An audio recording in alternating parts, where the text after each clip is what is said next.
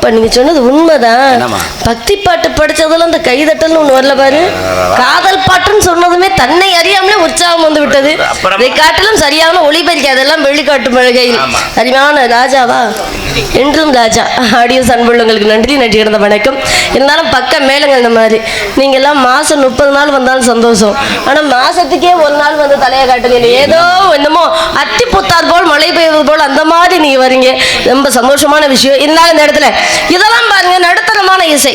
ஆமா, இருந்தாலும் பாருங்க நம்மளுடைய பாரம்பரிய இசையெல்லாம் இருக்கு, கர்நாடிக் இசைன்னு இருக்கு, ஆமா, மேல்நாட்டு இசைன்னு இருக்கு. இருந்தாலும் எனக்கு உங்கள்கிட்ட பிடிச்சது இந்த கர்நாடிக் இசை தான். சரி, எந்த பாடலுக்கு தகுந்தவாறு அந்த பாடல் எவ்வளவோ அழகான இந்த இசையமைத்திருக்காரோ அதுபோல உங்களுடைய ஹார்மோனியம் பெட்டியா இருந்தாலும் சரி, என் அன்பு தம்பி மிருதங்கமா இருந்தாலும் சரி, எங்க அண்ணன் எங்க அப்பா எல்லாருமே சேர்ந்து அருமை அமைச்சிருப்பாங்க. இப்ப எனக்கு பிடிச்ச மாதிரி ஒரு பாடல் பாடுங்க. அந்த முருகனை நினைச்சு நான் எப்படிலாம் காத்திருக்கேன்னு அதை சொல்லிக்கிட்டே இருக்கலாம். இன்னைக்கு இந்த இடத்த விட்டு போக மனசே இல்ல, இங்கே தங்கிடலாம் போல இருக்கு. பாடுங்க, நீங்க பாட்டு பாடிக்கிட்டே இருங்க.